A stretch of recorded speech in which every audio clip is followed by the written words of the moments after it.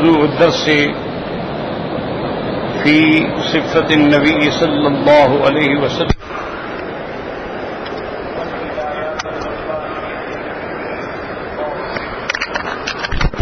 سورة المزمل تفسير ابن كثير. الحمد لله رب العالمين والصلاة والسلام على أشرف الأنبياء والمرسلين سيدنا محمد وعلى آله وأصحابه أجمعين.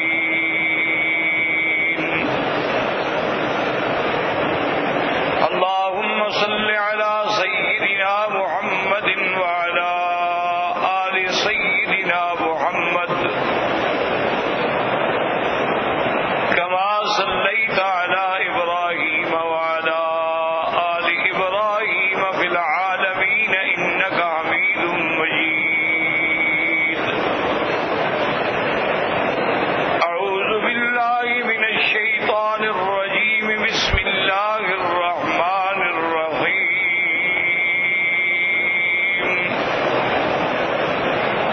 يا أيها المزمل قم الليل إلا قليلا نصفه أو انقص منه قليلا أو زد عليه ورتل القرآن ترتيلا. إنا سنلقي عليك قولا ثقيلا. إن ناشئة الليل هي أشد وطئا وأقوم قيلا. إن لك في النهار سبحا طويلا.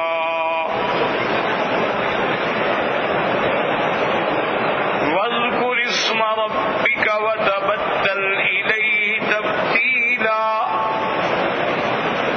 رب المشرق والمغرب لا إله إلا هو فاتخذه وكيلا. الحمدللہ اللہ کی رحمت سے آج پھر درس تفسیر کی ابتدا ہو رہی ہے. اللہ اسے قبول فرمائے اور ہمیں سننے والوں کو قرآن پاک سے ایک تعلق، قرآن پاک سے محبت اور قرآن پاک کی فہم اور اس پر عمل کرنے کی توفیق عطا فرمائے. جیسا کہ الحمدللہ اس سے پہلے ہم نے سورۃ الجن پڑھی ہے. سورۃ الجن جو ہے اس میں اللہ تبارک و تعالی نے حضور صلی اللہ علیہ وسلم کو جنات کے بارے میں خبر دی تھی کہ جنات کی ایک جماعت نے آ کے قرآن پاک کو سنا اور قرآن پاک کو سننے کے بعد انہوں نے فوراً اعتراف کیا کہ ہم نے ایک ایسا کلام سنا ہے جو ہر لحاظ سے ایک عجیب کلام ہے.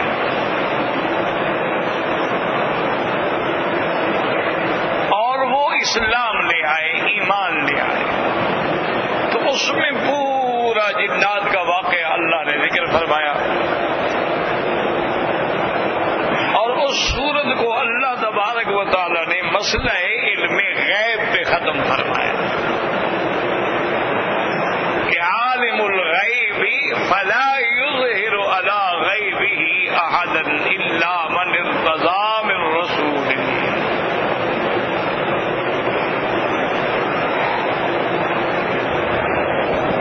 اس کی وجہ یہ تھی کہ جو لوگ بھی دنیا میں اللہ رحمت فرمائے علم غیب کے بارے میں دعویٰ کرتے ہیں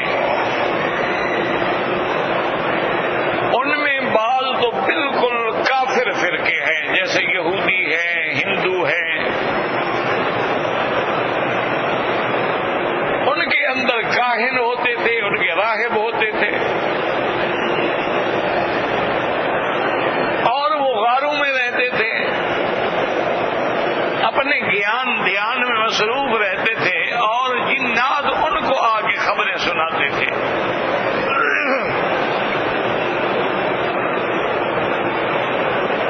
اور وہ جو جنوں سے خبر سنتے تھے وہ آگے اپنے مریدوں کو بتلاتے تھے۔ تو اس طرح لوگوں کے ذہن میں ایک بات بیٹھ جاتی تھی کہ یہ کاہن جو ہے نا، ان کو غیب کی خبروں کا پتہ ہے۔ اسی طرح بعض باطل علوم کے لوگ تھے جو نجومی کہلاتے ہیں، ستاروں کے چال سے تعلق رکھتے ہیں۔ اسی طرح علم جفر ہے، اسی طرح علم الاعداد ہے، اسی طرح بعض لوگ جو ہیں وہ ہاتھوں کی لکیروں کو دیکھ کر اور پیشانی کی لکیروں کو دیکھ کر وہ بھی خبریں دیتے ہیں۔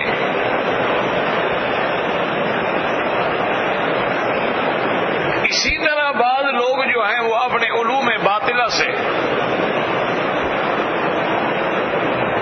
آدمی کا نام معلوم کرنے کے بعد اس کا حساب کتاب بنا کے خبریں بناتے ہیں۔ تو اصل بات تو یاد رکھیں کہ یہ سارے جتنے یعنی فرقے ہیں یہ سارے کافر ہیں، مشرک ہیں، خارج عن الملت ہیں، اور بعد اگر کلمہ پڑھنے کے بعد یہ کام کر رہے ہیں تو وہ بھی اپنے آپ کو شرک کی وادیوں میں ڈھکیل رہے ہیں۔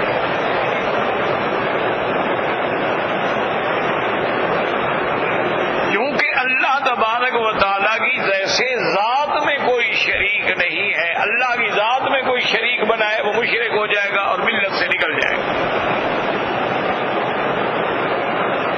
اسی طرح اللہ کی صفات میں بھی کوئی شریک نہیں،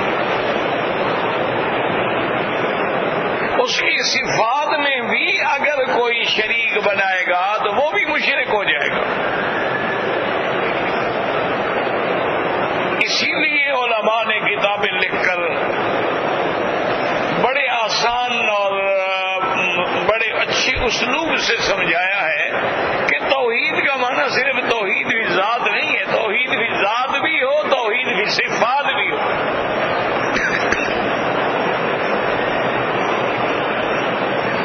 اسی طرح توحید فی الافعال بھی ہو، توحید فی الحقوق بھی ہو۔ اب خالق اللہ کی صفت ہے، اگر اس میں کوئی کسی کو شریک بنائے گا تو کافر ہو جائے گا۔ اسی طرح رازق ہونا اللہ کی صفت ہے، اگر کوئی آدمی کسی اور کو رازق سمجھتا ہے کافر ہو جائے گا۔ اسی طرح یاد رکھیں کہ علم غیب جو ہے یہ بھی صفت خداوندی ہے، مسئلے کو اچھی طرح سمجھیں۔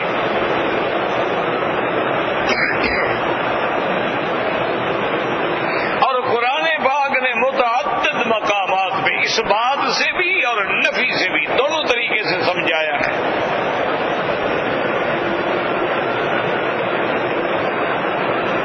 یہ بھی فرما دیا کہ ہوا اللہ الذی لا الہ الا ہوا عالم الغیب والشہادہ، کہ عالم الغیب اللہ کی ذات ہے۔ اسی طرح منفی انداز میں بھی بیان قل لا یعلم من فی السماوات والارض الغیب الا اللہ، میرے محبوب آپ اعلان فرما دیں کہ آسمانوں اور زمینوں میں غیب کوئی نہیں جانتا مگر اللہ۔ پھر مثبت انداز میں سمجھایا وَإِنَّهُ مَفَاتِحُ الْغَيْبِ، اسی کے پاس ہے غیب کے خزانے کی چابیاں۔ پھر منفی انداز میں سمجھایا لا يعلمها الا هو،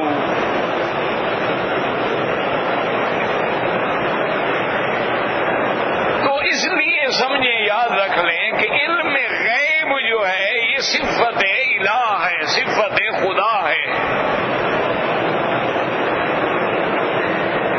اگر اس میں کوئی آدمی دعویٰ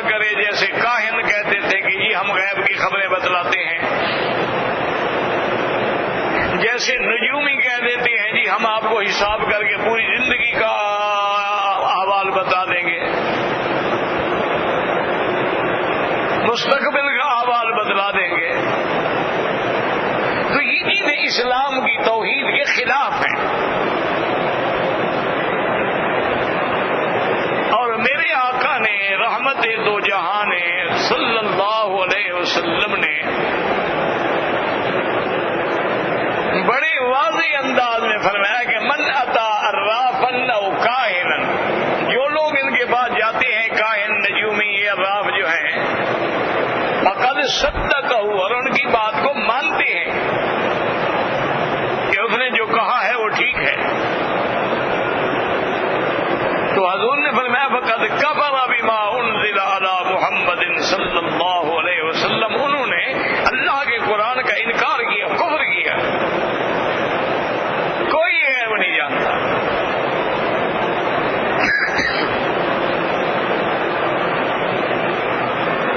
اور اسی عقیدے سے اللہ رحمت فرمائے، جب یہ عقیدہ ہو جاتا ہے نا جی کہ اللہ کے سوا بھی عالم الغیب ہیں، انبیاء بھی عالم الغیب ہیں، اولیاء بھی عالم الغیب ہیں، تو بس آدمی پھر کفر و شرک میں مبتلا ہو جاتا ہے.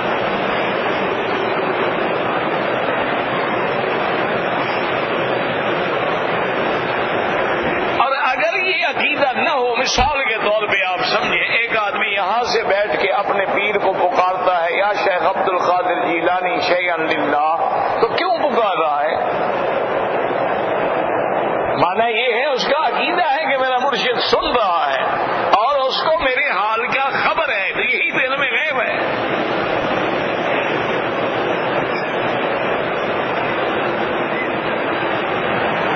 چاہے وہ زندگی میں عقیدہ رکھیں یا موت کے بعد عقیدہ رکھیں.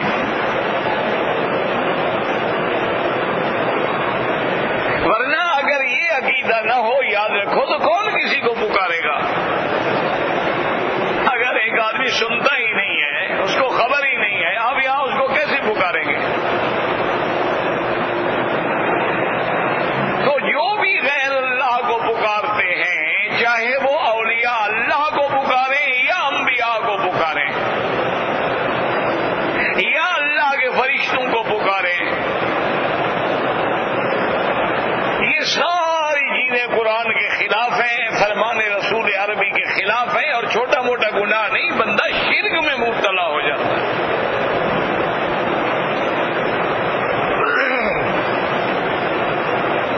اس لیے آپ سارے قرآن پاک کا بڑے غور سے مطالعہ کریں اور دماغ سے تعصب نکال دیں. یاد رکھیں، جب تک دماغ میں تعصب بھرا ہوا ہو مسئلہ سمجھ نہیں آتا.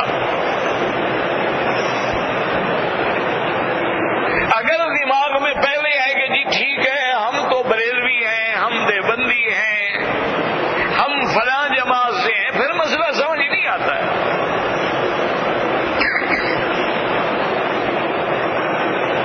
اصل بات یہ ہے کہ ہم سب الحمدللہ مسلمان ہیں، کلمہ پڑھتے ہیں، انسان ہیں. اللہ نے ہمیں عقل دیا، اللہ نے ہمیں فہم دیا، پیغمبر بھیجے، قرآن بھیجا، کتابیں آئیں. تو ہمارا کام یہ ہے کہ ہم خالی ذہن ہو کر بغیر تعصب کے قرآن پڑھیں اور سمجھیں.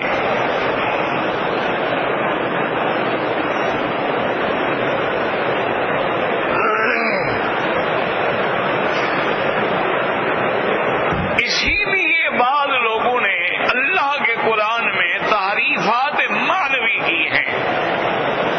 کیا معنی؟ قرآن کی آیت اسی طرح لیکن معنی بدل ڈالا ہے.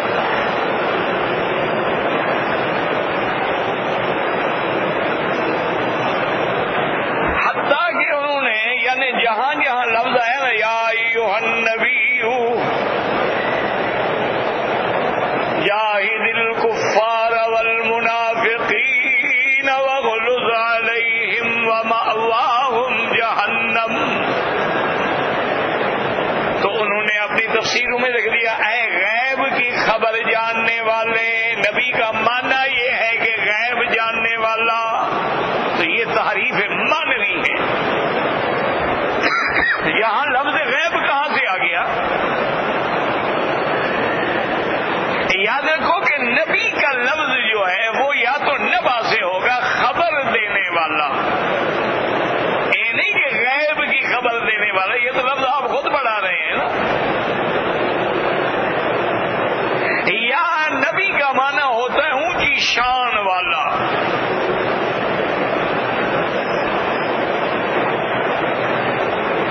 تو ایک اب دیکھیں یعنی ایک لفظ کا خبر دینے والے کا معنی بنا دیا غیب کی خبر دینے والا.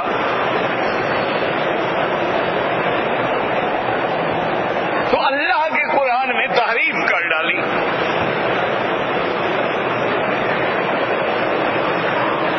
اور یہ عقیدہ بنا لیا کہ اللہ کے پیغمبر جو ہیں, جہاں مثلا حدیث میں آیا نا اوتی تو علوم الاولین والآخرین, اللہ نے مجھے پہلوں کے بھی اور بعد میں آنے والوں کے بھی علم عطا فرمایا. کیا دیکھا جی, سارا علم عطا ہو گیا.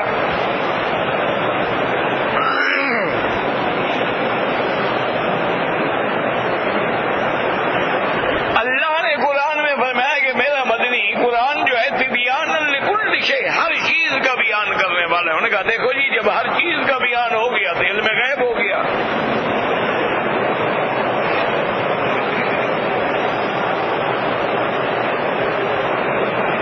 تو اگر یہ بات جو ہے ذرا تھوڑی سی توجہ کریں گے تو بات سمجھ آ جائے گی. اور یہی بنیاد ہے عقیدے کی. جب تک یہ ٹھیک نہ ہو عقیدہ کبھی ٹھیک نہیں ہو سکتا.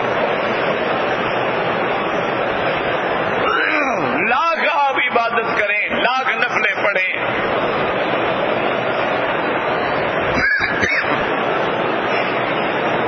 لاکھ عمرے کریں, لاکھ رات کو تہجدیں پڑھیں, لیکن عقیدہ درست نہیں ہے تو اللہ کے یہاں وہ عمل قبول ہی نہیں ہوتا.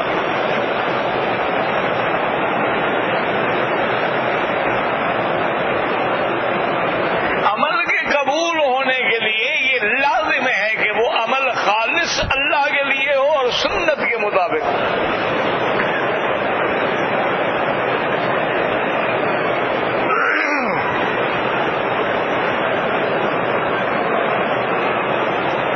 اللہ کے نبی خود فرما رہے ہیں کہ میں غیب نہیں جانتا, ولا اعلم الغیب. لیکن یہ عقیدہ رکھیں کہ نہیں نبی عالم الغیب ہوتے ہیں.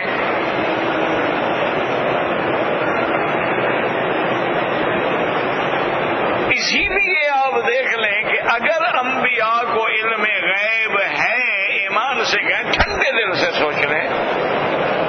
حضور نے فرمایا وَلَوْ كُنْتُ أَعْلَمُ الْغَيْبَ لَاسْتَكْثَرْتُ مِنَ الْخَيْرِ وَمَا مَسَّنِيَ السُّوءُ. اگر میں عالم الغیب ہوتا تو ساری بھلائیاں جمع کر لیتا اور مجھے کبھی تکلیف ہی نہ پہنچتی. مجھے تو کبھی کوئی پریشانی بھی نہ آتی. یعنی حضور کو پتا تھا کہ جنگ احد میں علم غیب تھا کہ میرے صحابہ شہید ہوں گے, پھر بھی حضور زبردستی چلے گئے.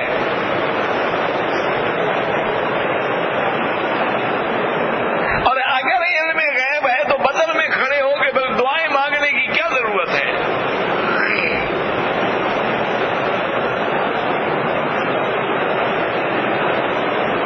تو اس لیے ہمیشہ یاد رکھیں, بس ایک معمولی سی اگر سمجھنا چاہیں تو صرف ایک زبر زیر کا فرق ہے. نہ سمجھنا چاہیں تو ساری زندگی قرآن پڑھتے ہیں ماشاءاللہ, روزانہ منزل بھی پڑھتے ہیں, آیت الکرسی بھی پڑھتے ہیں, لیکن عقیدہ یہ ہے کہ اولیاء اللہ بھی عالم الغیب ہیں, انبیاء بھی عالم الغیب ہیں, اور پیر ہمارا تو سب کچھ جانتا ہے. اور روز آیت الکرسی پڑھتے ہیں, روزانہ پڑھتے ہیں. يَعْلَمُ مَا بَيْنَ أَيْدِيهِمْ وَمَا خَلْفَهُمْ وَلَا يُحِيطُونَ بِشَيْءٍ مِّنْ عِلْمِهِ إِلَّا بِمَا شَاءَ.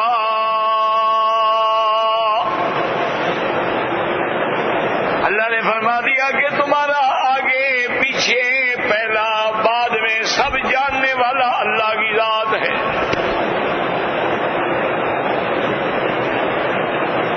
اسی لیے حضور صلی اللہ علیہ وسلم نے فرمایا کہ اے میرے صحابہ, انما انا بشر, میں انسان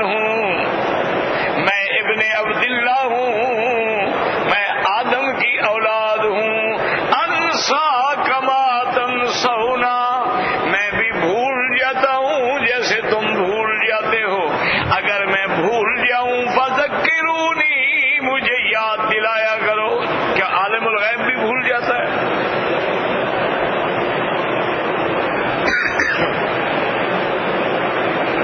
ابھی الحمدللہ رمضان المبارک کا مہینہ گزرا ہے، میرے آقا نے فرمایا کہ اللہ نے مجھے لیلۃ القدر کے بارے میں علم عطا فرما دیا کہ آج لیلۃ القدر ہے۔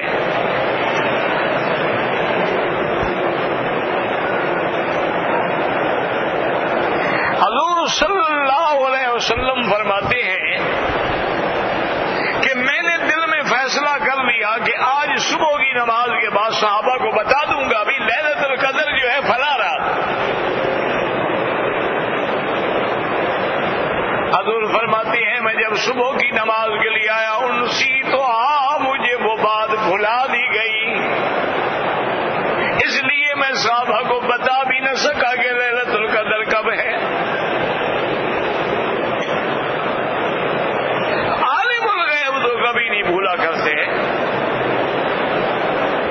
خدا نہ کرے خدا نہ کرے اگر اللہ بھی بھول جائے تو پھر مخلوق کہاں جائے گی؟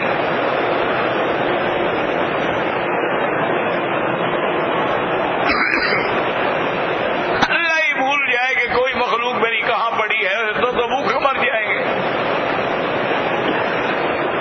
یہ تو اللہ کا علم ہے نا کہ دریاؤں میں کیا ہے، کیا مخلوق ہے اور اس نے کیا کھانا ہے، مچھلی کیا کھائے گی، پرندہ کیا کھائے گا، شیر کیا کھائے گا، ریچھ کیا کھائے گا، بگیاڑ کیا کھائے گا، بندر کیا کھائے گا، سب کو روزی مل رہی ہے۔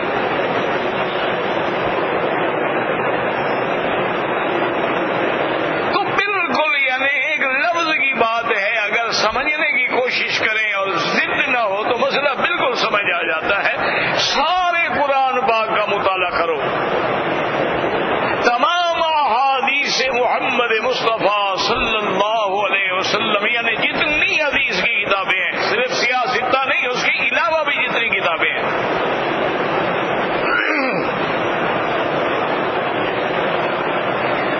سیاح ہیں، سنن ہیں، مصنفات ہیں، مرسلات ہیں، مراسیل ہیں، مسندات ہیں، تمام کتابوں میں کسی جگہ آپ کو یہ لفظ نہیں ملے گا کہ علم میں غیب ہو اور اللہ کے سوا کسی کے ساتھ لگا ہو۔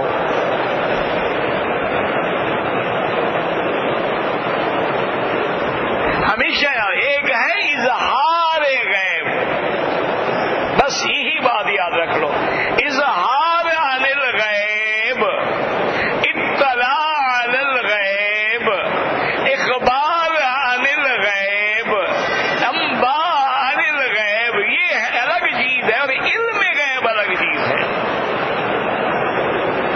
اس لیے اللہ فرماتے ہیں کہ فلا یظہر علی غیبہ احدا، اللہ کسی بھی اپنا غیب ظاہر نہیں کرتے، الا من ارتضی من رسول، ہاں کسی رسول کو پسند فرمائے تو اس پہ ظاہر کرتے ہیں، یہ نہیں کہ وہ عالم الغیب ہو جاتا ہے۔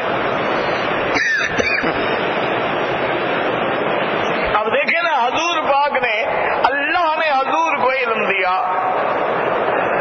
کہ جنت ہے، جہنم ہے، میزان ہے، صراط ہے، ملائکہ ہیں، حور ہے، غلمان ہے، حساب ہے، کتاب ہے، سارا علم اللہ نے نبی کو پہنچایا۔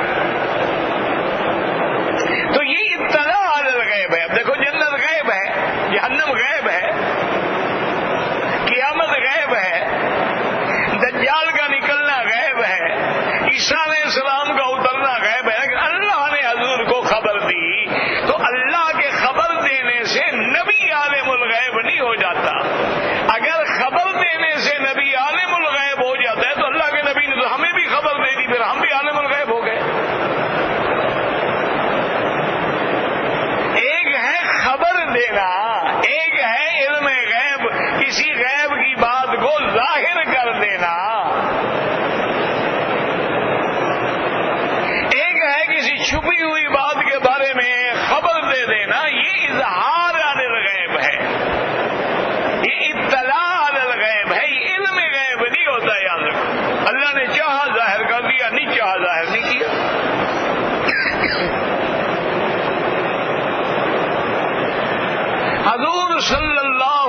وسلم کی اپنی مسجد مبارک میں ایک بوڑھی عورت ہوتی تھی اور وہ آ کے حضور کے مسجد میں صفائی کرتی تھی. بیمار ہو گئی. حضور پاک نے پوچھا کہ بھی وہ بڑھیا نظر نہیں آئی. انہوں نے کہا یا رسول اللہ بیمار ہے. فرمایا اچھا اگر وہ مر جائے تو مجھے خبر کرے, میں اس کا جنازہ پڑھوں گا. وہ مسجد کی خادم ہے. اتفاق کی بات ہے رات کو فوت ہو گئی. صحابہ نے مشورہ کیا ابھی اب کیا کریں, اب رات کو جا کے حضور کو جگائیں. بوڑھی عورت ہے, مر گئی ہے, ہم موجود ہیں الحمدللہ. انہوں نے انتظام کیا, غسل دیا, تجہیز تکفین. بھائی جنازہ پڑھ لو, حکم یہ ہے کہ مرنے کے بعد دیر نہ کرو, جنازہ پڑھو. اب حضور کو ہم کیوں تکلیف دیں؟ ویسے بھی جنازہ فرض کفایہ ہے, اگر 2 آدمی پڑھ لیں تو سب سے گناہ ختم ہو جاتا ہے. انہوں نے رات میں جنازہ پڑھا, دفن کر دیا. صبح کو حضور نے فرمایا کہ بھی اس بوڑھیا کا کیا پتہ ہے, اب اس کی طبیعت کیسی ہے. عالم الغیب بھی پوچھتے ہیں. انہوں نے عرض کیا کہ یا رسول اللہ صلی اللہ علیہ وسلم, یاد ہو تو رات کو بیچاری فوت ہو گئی. ہم نے اللہ اعظم تو نہیں, میں نے کہا تھا کہ مجھے بتلاؤ, کیوں نہیں بتلایا؟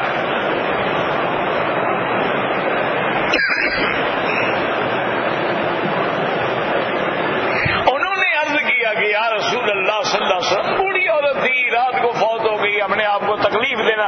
ہم نے دلونی علی قبر ہی, چلو جاؤ مجھے اس کی قبر دکھلاؤ. عالم الغیب بھی پوچھتا ہے کہ قبر دکھلاؤ.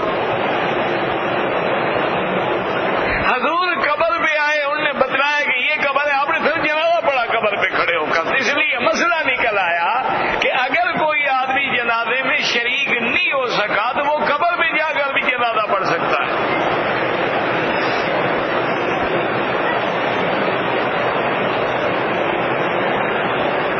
اب قبر پہ جنازے پڑھنے کا مسئلہ حدیث مبارک سے سمجھ آ گیا, لیکن جنازے میں رکوع ہوتا ہے, سجدہ ہوتا ہے. اللہ نے اس نماز کی تو قبر پہ اجازت دے دی جس میں رکوع بھی نہیں ہے, سجدہ بھی نہیں ہے. دوسری نماز پڑھنے کی اجازت نہیں دی کہ قبر سامنے ہو تو نماز نہ پڑھو, تاکہ کسی غیر اللہ کو سجدہ نہ ہو جائے. لیکن ایک میت ہے اور پھر ایسی نماز ہے جس میں نہ رکوع ہے نہ سجود ہے, دعا ہے. اور یہ بھی فلسفہ ہے کہ جب ہم جنازہ پڑھ رہے ہیں اسی میں ہمارا عقیدہ صحیح ہو جانا چاہیے کہ ہم دعا کر رہے ہیں اللہ اس کی مغفرت فرما, درجات بلند. تو معنی یہ ہے وہ ہماری دعاؤں کا محتاج ہے, نہ کہ ہمارا مشکل کشا ہے. اب یہ کوئی ایسی بات ہے بولا جو سمجھ نہیں آتی, تو عقل کی بات ہے.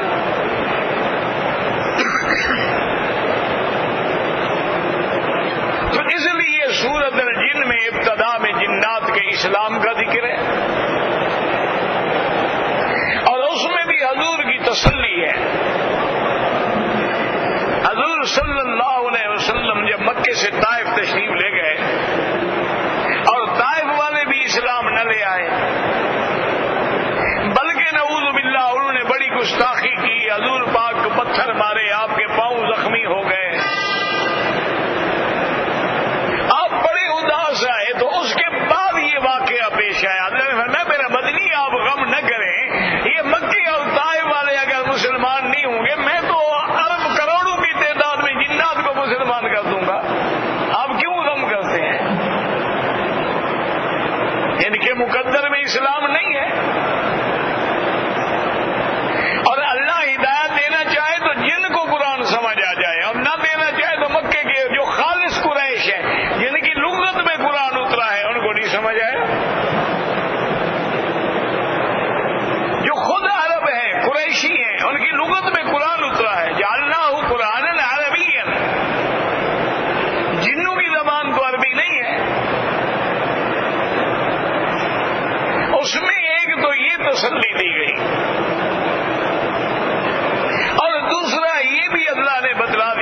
میرا نبی صلی اللہ علیہ وسلم آپ اپنی امت کو بتلا دیں کہ وَأَحَاطَ بِمَا لَدَيْهِمْ وَأَحْصَىٰ كُلَّ شَيْءٍ عَدَدًا. اللہ نے ہر چیز کا احاطہ کیا، ہر چیز کی اللہ کی گنتی موجود، ایک ایک ذرے کا اللہ کو علم ہے. تو جو ایمان لائے ہیں ان کو اللہ جزا دیں گے، اور جو نہیں لائے ہیں ان کو اللہ سزا دیں گے. ہر چیز اللہ کے علم ہے، اب کوئی غم نہ کرے. اصل یاد رکھو یہ جنات کا واقعہ بعد کا ہے، سورۃ المزمل جو ہے یہ پہلے ہے. لیکن قرآن پاک میں تقدیم تاخیر کا کوئی مسئلہ نہیں ہوتا، چونکہ قرآن ہدایت ہے، موعظت ہے.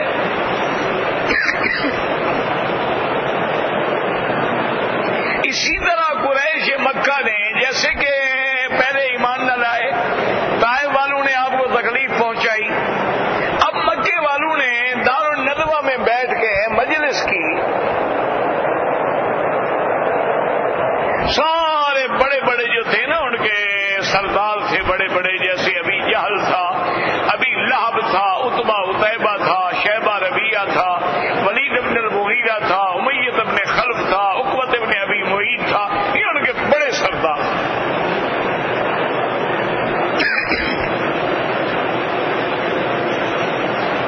وہ سارے اکٹھے ہوئے. دار الندوہ یہ آپ دیکھیں نا، پہلے باب المدینہ آئے گا، اس کے بعد باب الفتح آتا ہے، ان کے درمیان میں باب الندوہ ہے. اسی جگہ انہوں نے اپنی وہ بیٹھک بنائی ہوئی تھی، اس میں بیٹھ کے مشورہ کرتے تھے. کوئی اہم مسئلہ پیش آتا تھا وہ کرتے تھے، کوئی اہم فیصلہ ہوتا تھا.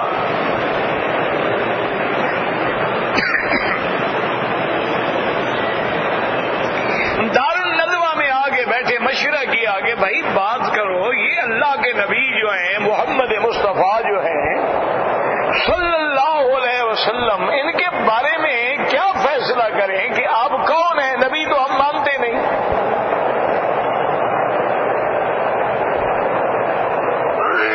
بعض کہنے لگے کہ بھائی کاہن ہیں، غیب کی خبریں دیتے ہیں، جیسے کاہن غیب کی خبریں دیتے ہیں، حضور بھی تو خبریں دیتے ہیں نا کہ دجال آئے گا، یاجوج ماجوج نکلیں گے، اس طرح قیامت آئے گی. سب غیب کی باتیں ہیں تو کاہن ہیں. پھر دوسروں نے کہا کہ بھائی یہ بات کوئی بنتی نہیں ہے، کاہن نہیں ہے.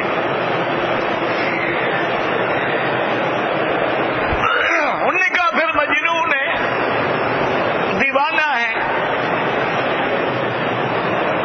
دیوانہ بھی تو کچھ نہیں جانتا ہے، جو آتا ہے کہہ دیتا ہے.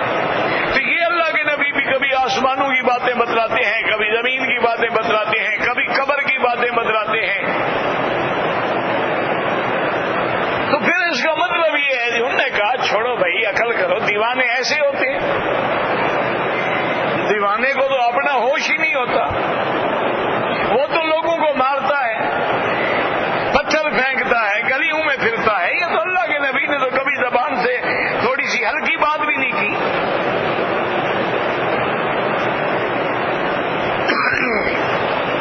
کہنے لگے بھی اگر کاہن بھی نہیں ہے اور مجنون بھی نہیں ہے تو پھر اس کا مطلب یہ ہے کہ ساحر ہے، جادوگر ہے. یہ آپس میں مشورے کرتے رہے. کوئی کہے نہیں کاہن ہے، کوئی کہے نہیں مجنون ہے، کوئی کہے نہیں ساحر ہے. حضور صلی اللہ علیہ وسلم کو خبر ہوئی تو حضور صلی اللہ علیہ وسلم پہ یہ بات بڑی سخت گزری کہ یا اللہ میں تیرا نبی ہوں، یہ بدبخت مجھے کیا کہہ رہے ہیں.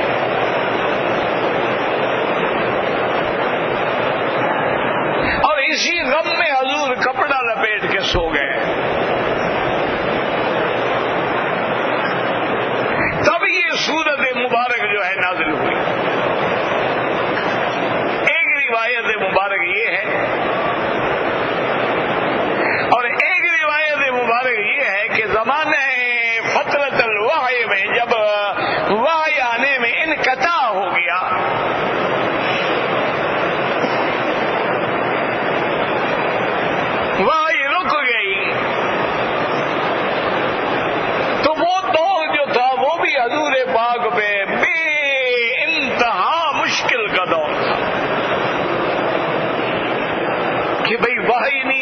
جبریل نہیں آ رہا، قرآن نہیں اتر رہا. تو اسی لیے بعض علماء فرماتے ہیں کہ حضور سیدہ خدیجہ کے گھر میں کپڑا لے کے لیٹ گئے. اب دیکھیں شان محمد مصطفیٰ، آپ کی محبوبیت دیکھیں کہ اللہ نے اسی انداز میں خطاب فرمایا.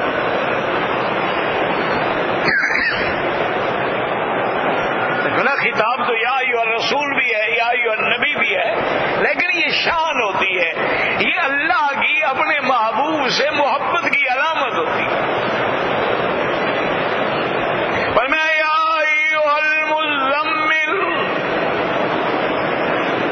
اے کپڑے میں لپٹنے والے. مزمل یعنی جس حالت میں حضور ہے نا، اسی کیفیت کو بیان کیا جائے. یہ مقام محبت ہے.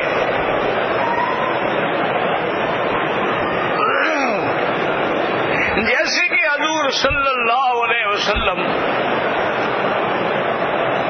سیدہ فاطمہ الزہرا رضی اللہ تعالی عنہا کے گھر تشریف لے گئے. فرمایا این علی، علی کہاں؟ نے کہا حضور حضرت علی ناراض ہو گئے، ہم سے جھگڑ کے گھر سے باہر چلے گئے. آپ ڈھونڈتے ہوئے آئے تو دیکھا کہ مسجد نبوی میں حضرت علی رضی اللہ تعالیٰ وہاں تو کنکریاں ہوتی تھی، کوئی قالینیں بچھی ہوئی تو نہیں ہوتی تھی نا جی. وہاں کنکریوں کے ڈھیر پہ جناب سر رکھے ہوئے ہیں، اور مٹی بالوں میں پڑی ہوئی ہے، اور سر پہ مٹی پڑی ہوئی ہے، بدن میں مٹی لگی ہوئی ہے. تو حضور ساتھ بیٹھے، ہمیں قم یا ابی تراب، اٹھو مٹی کے باپ.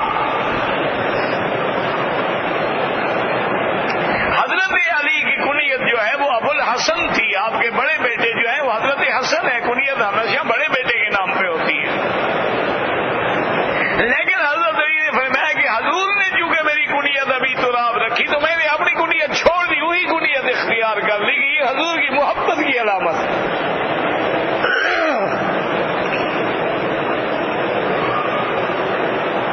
تو آدمی جس کیفیت میں ہو اسی میں خطاب کرنا یہ علامت ہوتی ہے محبت کی. تو اللہ پاک نے اپنے نبی کو اسی حالت میں خطاب کہ یا ایھا المزمل. اب یہاں بھی قرآن میں ایک مسئلہ سمجھ لیں. مزمل کا معنی جیسے آتا ہے جب حضور وحی کے بعد تشریف لائے تو آپ گھبرائے ہوئے تھے.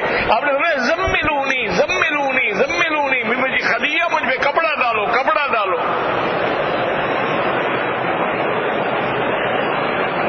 تو مزمل میں مانا کپڑے میں لپٹنے والے.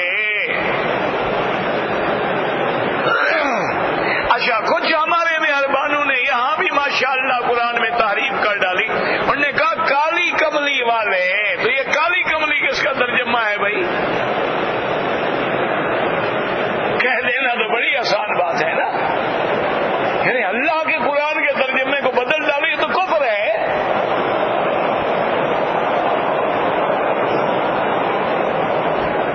لفظ ہے مزمل، کپڑے میں لپٹنے والے. اس کا ترجمہ کریں کالی کملی والے. یہ کہاں سے نکل آیا؟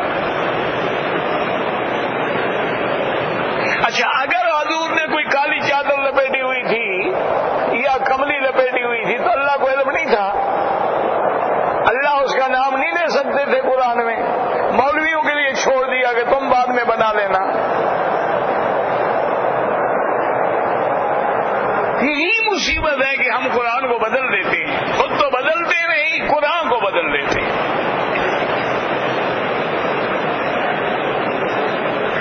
اسی طرح یاد رکھو مزمل یا مدثر، یہ دونوں لفظ جو ہے کپڑے میں لپٹنے والے ہیں.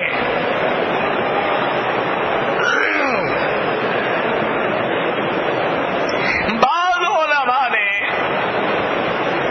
بعض مفسرین نے، بعض روایات میں یہ ذکر بھی کیا ہے کہ حضور پہ اس وقت کالے رنگ کی چادر تھی، لیکن وہ تو محض اسرائیلی روایات ہیں. کسی صحیح حدیث میں،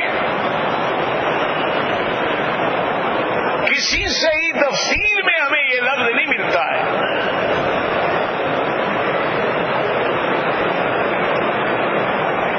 یا ایھا المزمل.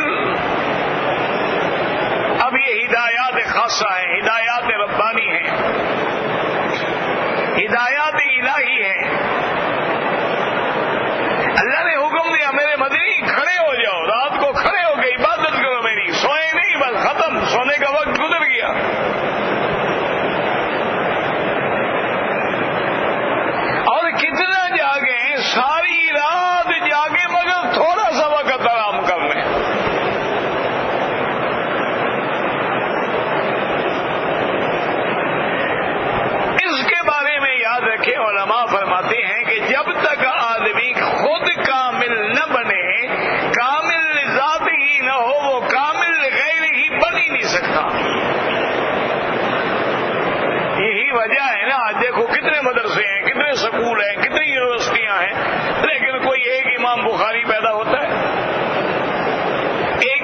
مسلم پیدا ہو، ایک امام شافعی پیدا ہو، ایک امام ابو حنیفہ پیدا ہو.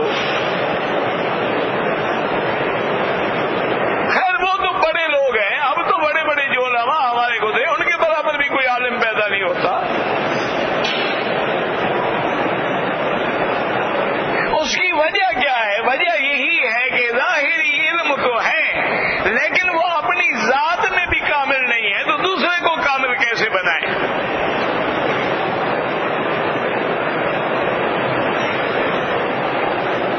آدمی اگر گھر میں خود نماز نہ پڑھتا ہو تو پورے خاندان کو نمازی کیسے بنائے گا؟ تو پہلی بات یہ ہوتی ہے کہ اپنی اصلاح کرو، اپنے اندر کمال پیدا کرو. اس کے بعد پھر دوسرے سے بات کرو گے تو تمہاری بات میں وزن ہوگا. ایک اللہ والے کے بعد ایک بڑھیا بچہ لے آئی، کہنے لگی حضرت دعا کر رہی ہے، میٹھا بڑا کھاتا ہے، جہاں بھی میٹھا بڑا ہو گوڑ لے لیتا ہے، کھاتا رہتا ہے سارا دن. ڈاکٹر حکیم منع کرتے ہیں نقصان ہوگا. آپ نے فرمایا کل لے آنا بچے کو. تو چلی گئی. تو کوئی شاگرد بیٹھا تھا، اس نے کہا حضرت دعا ہی کرنی تھی، کل بھی تو دعا ہی کریں گے نا، آج ہی دعا فرما دے. فرمایا ابھی میں خود میٹھا کھا کے بیٹھا ہوا تھا، دعا کیسے کروں؟ جو کام میں نے خود کیا ہوا ہے دوسرے کو کیسے چھڑوا دوں گا؟ اس لیے ضرورت ہوتی ہے کہ آدمی اپنی ذات میں پہلے کمال پیدا کرے. اللہ اپنے نبیوں میں کمال پیدا کرتے ہیں. کمال اخلاق بھی ہوتا ہے، کمال عبادات بھی ہوتا ہے، کمال معاملات بھی ہوتا ہے. ہر طرح سے انسان ایک کامل بن جاتا ہے اللہ کا نبی. جن کو اللہ اپنی نبوت کے لیے چن لیتے ہیں نا، پھر ان میں کمال بھی پیدا فرماتے ہیں. ان کے کردار پہ کوئی انگل دیکھے نا، مکے والے سارے مخالف تھے، مجنون تو کہتے رہے لیکن میرے مدنی کے کریکٹر پہ کوئی حملہ نہیں کر سکا، کردار پہ کوئی حملہ نہیں کر سکا، اخلاق پہ کوئی حملہ نہیں کر سکا، معاملات پہ کوئی حملہ نہیں کر سکا.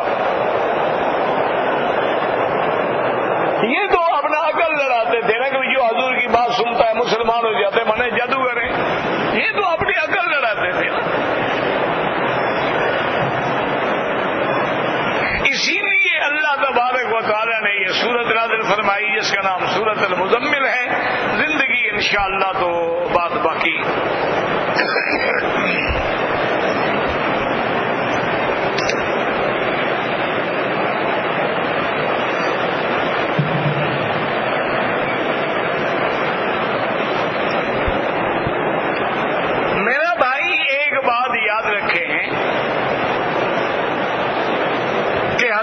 صلی اللہ علیہ وسلم نے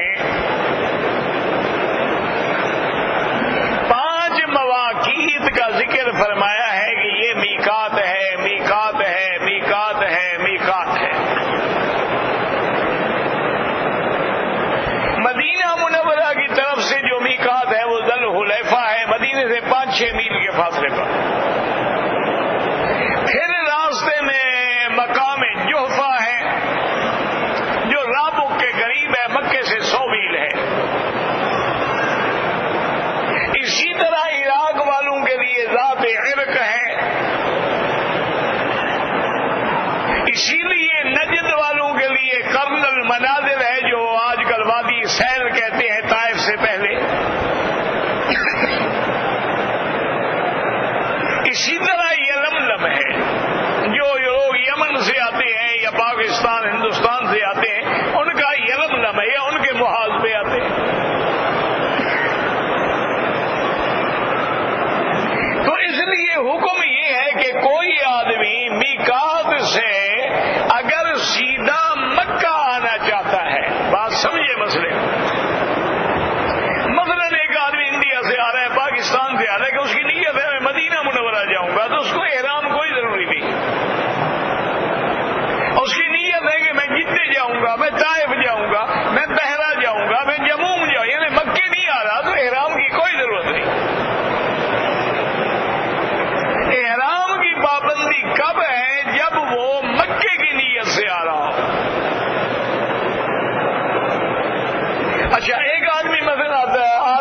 پاکستان سے، اس کی نوکری ہے طائف میں، وہ طائف کی نیت سے آ رہا ہے، ٹیکسی میں بیٹھا، ٹیکسی مکے سے گزر گئی تب بھی اس میں کوئی جرمانہ نہیں، اس کی نیت ہی نہیں۔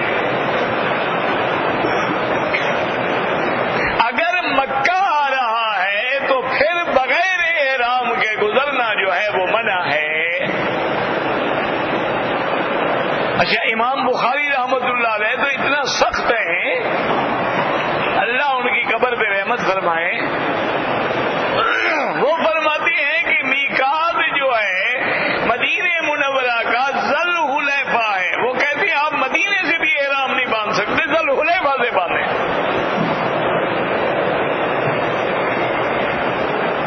کہ حضور صلی اللہ علیہ وسلم نے احرام ذل حلیفہ سے باندھا ہے، مدینہ منورہ سے نہیں باندھا۔ اور دوسری دلیل امام بخاری رحمت اللہ علیہ کی یہ ہے کہ بھئی ایک میقات مکانی ہے اور ایک میقات زمانی ہے۔ میقات زمانی کا کیا معنی؟ اب شوال ہے، یہ حج کے مہینے شروع ہو گئے، اب اگر کوئی آدمی رمضان میں حج کا احرام باندھے تو جائز نہیں، کیونکہ حج کا زمانہ ہی نہیں آیا۔ وہ کہتی ہے کہ جیسے میقات زمانی سے پہلے احرام باندھنا منع ہے، میقات مکانی سے بھی پہلے احرام باندھنا منع ہے۔ حج کا احرام باندھیں گے جب حج کے مہینے شروع ہو جائیں گے، اسی طرح احرام باندھیں گے جب ہم میقات میں آئیں گے، ہم مدینہ سے بھی نہیں باندھیں گے، یعنی وہ تو اتنا سخت ہے، وہ کہتے ہیں میقات میں آ کے احرام باندھو۔ لیکن یاد رکھیں کہ جمہور ائمہ اربعہ، چاروں امام اور جمہور فقہا کہتے ہیں کہ اگر کوئی آدمی میقات سے پہلے احرام باندھ لے تو جائز ہے۔ اس کی وجہ یہ ہے کہ مثلا ہم آ رہے ہیں کراچی ایئرپورٹ سے، اب ہمیں کیا پتہ یلملم کہاں ہے، اور ہمارا جہاز یلملم سے کب گزرے گا، تو لہذا ہم ایئرپورٹ سے احرام باندھ کے چلیں گے، ہم ایئرپورٹ سے احرام باندھیں گے۔ اسی طرح ایک آدمی ہندوستان سے آ رہا ہے، بنگلہ دیش سے آ رہا ہے، وہ اپنا ڈھاکہ ایئرپورٹ سے احرام باندھے گا، پتہ ہی نہیں یلملم گزر جائے گا جہاز میں، ہمیں کیا پتہ لگے گا۔ تو لہذا میقات سے پہلے احرام باندھنا جائز ہے۔ ایک مسئلہ تو یہ ہو گیا۔ دوسرا مسئلہ یہ ہے کہ ایک آدمی مکے میں کام کرتا ہے، نوکری ہے، چھٹی پہ جا رہا ہے پاکستان، اب وہ شوال میں واپس آئے گا، تو چھٹی پہ جا رہا ہے تو جا رہا ہے نا، واپس آئے گا تو میقات کے باہر سے آئے گا، یہ تھوڑا جو مکے میں کام کرے اس کے لیے شریعت بدل جاتی ہے۔ اور یہ ہماری تو نوکری ہے، لیکن اب تو تم ملک سے باہر سے آ رہے ہو نا، لہذا اس کو بھی احرام باندھ کے آنا چاہیے۔ اور اگر احرام نہیں باندھا ہے تو حرم میں داخل ہونے سے پہلے واپس چلا جائے میقات پہ۔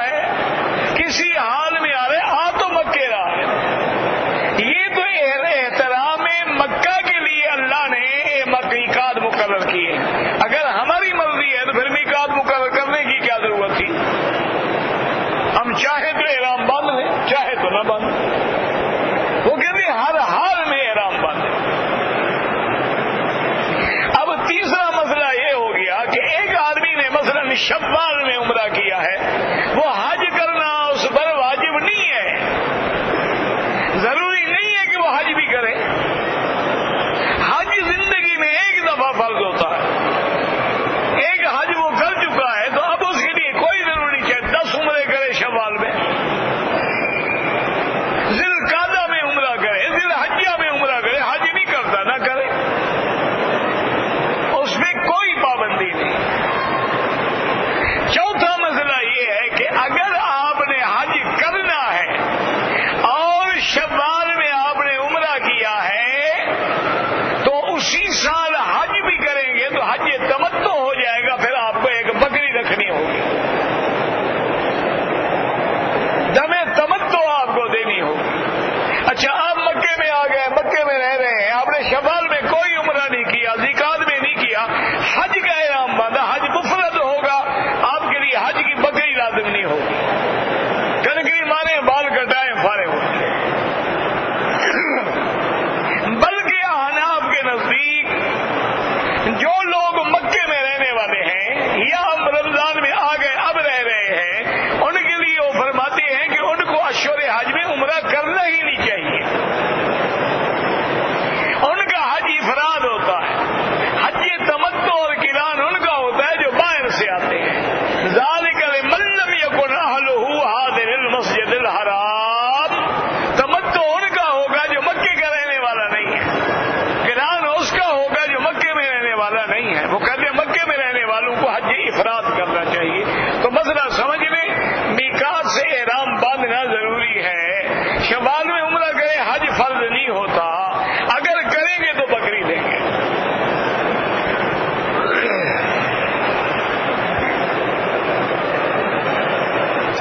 اگر ایک آدمی کی ڈیوٹی ہے, وہ ہر ہفتے ریاض جاتا ہے, اس کے لیے عمرہ ضروری نہیں ہے.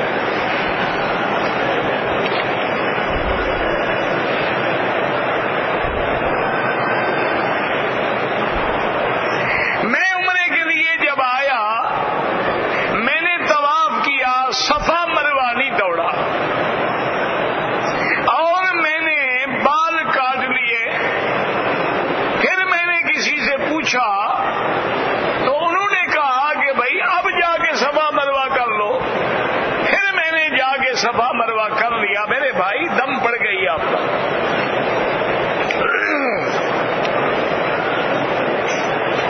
طواف کرنے کے بعد صفا مروہ واجب ہے.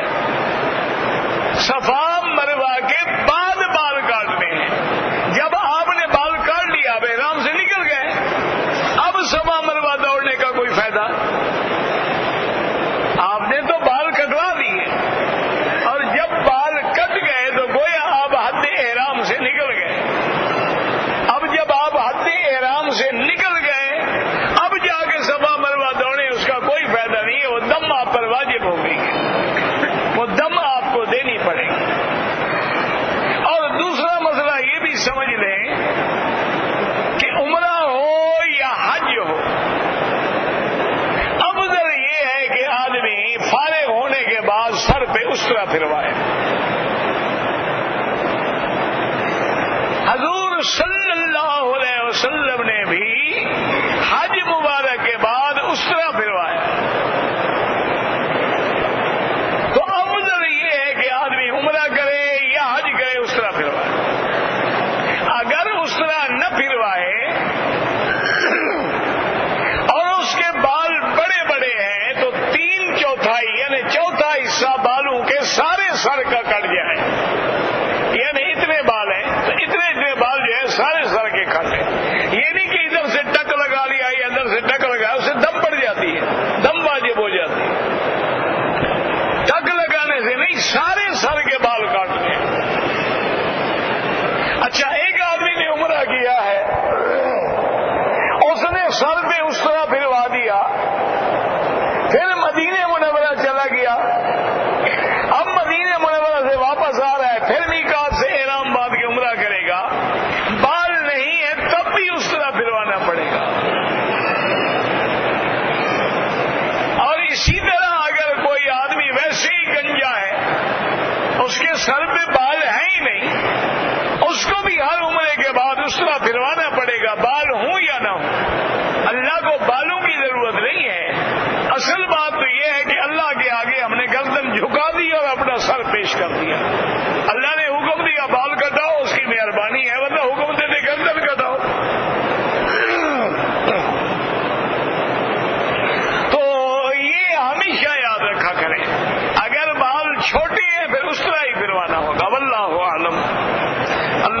صل على سيدنا محمد وعلى آل سيدنا محمد كما صليت على إبراهيم وعلى آل إبراهيم في العالمين إنك حميد مجيد.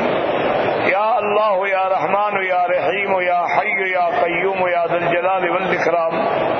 يا إلهنا إله كل شيء إلها واحدا لا إله إلا أنت. اللهم أنت الميسر لكل يسير وأنت على كل شيء قدير. اللهم يسر أمورنا وأمور أولادنا وأخواننا وأصحابنا وأمور من أوصانا واستوصانا وأمور المسلمين برحمتك يا أرحم الراحمين. اللهم لا تجعل مصيبتنا في ديننا ولا تجعل الدنيا أكبر همنا ولا مبلغ علمنا. اللهم لا تسلط علينا بذنوبنا من لا يخافك فينا ولا يرحمنا. اللهم اجعل لنا وللمسلمين من كل هم فرجا ومن كل ضيق مخرجا ومن كل بلاء عافيا. یا اللہ عالم اسلام کی عزت کا فیصلہ فرما. یا اللہ عالم اسلام کے غلبے کا فیصلہ فرما. یا اللہ کفار کی شکست کا فیصلہ فرما. یا اللہ مسلمان کشمیر میں ہیں، فلسطین میں ہیں، شام میں ہیں. یا اللہ مسلمان برما میں ہیں، اراکان میں ہیں، ہندوستان میں ہیں، پاکستان میں ہیں، افغان میں ہیں، جس ذرے میں ہیں، اللہ سب کی جان مال آبرو عزت کی حفاظت فرما. یا اللہ مسلمانوں کی جان مال آبرو عزت کی حفاظت فرما. یا اللہ حضور کی امت پہ رحم فرما. یا اللہ بیماروں کو شفا عطا فرما. یا اللہ بے حیاؤں کو حیا عطا فرما. بے دینوں کو دین عطا فرما. بے اولادوں کو اولاد عطا فرما. قرض داروں کے قرض عطا فرما. جن کا رزق تنگ ہے ان کے رزق میں برکتیں عطا فرما. ربنا آتنا فی الدنیا حسنۃ وفی الآخرۃ حسنۃ وقنا عذاب النار. سبحان ربک رب العزۃ عما یصفون وسلام علی المرسلین والحمد للہ رب العالمین. آمین برحمتک یا ارحم الراحمین.